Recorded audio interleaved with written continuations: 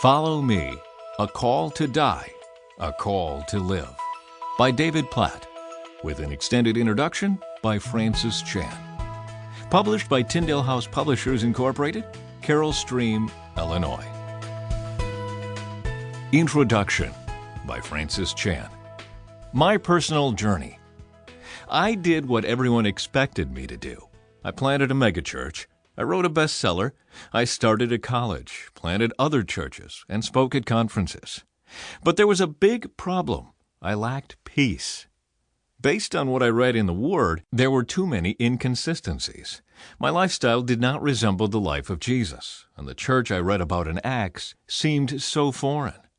I realized that Jesus lived in a different culture and that Acts was written about a unique time in history, but I am convinced that certain qualities should always be true of Christians and the church.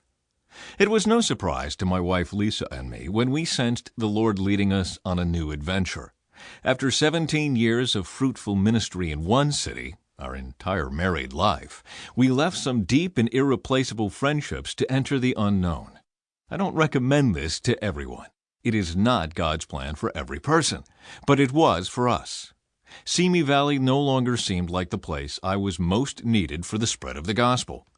That was enough for us. Shouldn't all our decisions be based on what is going to have the greatest impact for God's kingdom?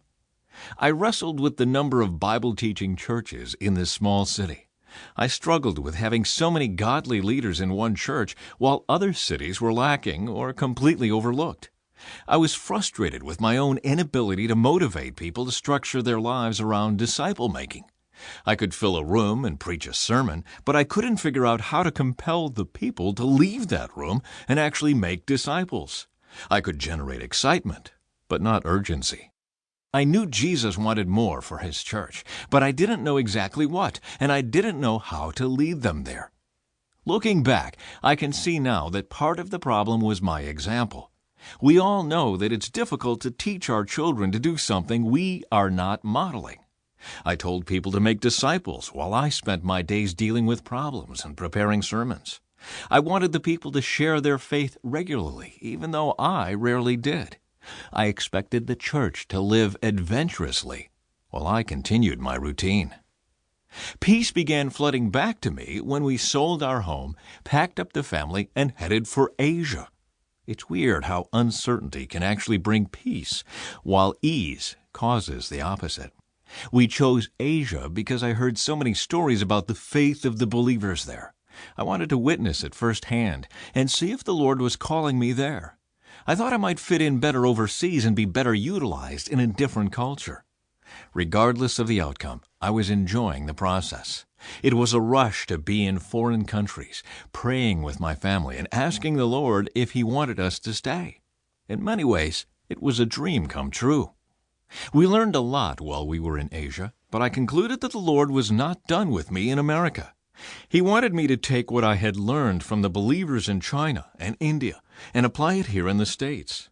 Their passion and commitment reminded me of what I read in the Scriptures. They displayed New Testament Christianity in the 21st century. They showed how rapidly and effectively the gospel spreads when every believer makes disciples. I am convinced that their mentality and approach to church could be just as transformative in the States, but we would have to be willing. So I'm back in the United States. I'm still unsure of God's overarching plan for me, but this has been one of the best seasons of my life. I spend most of my days in San Francisco with a group of friends who go from person to person, explaining the gospel to anyone who will listen.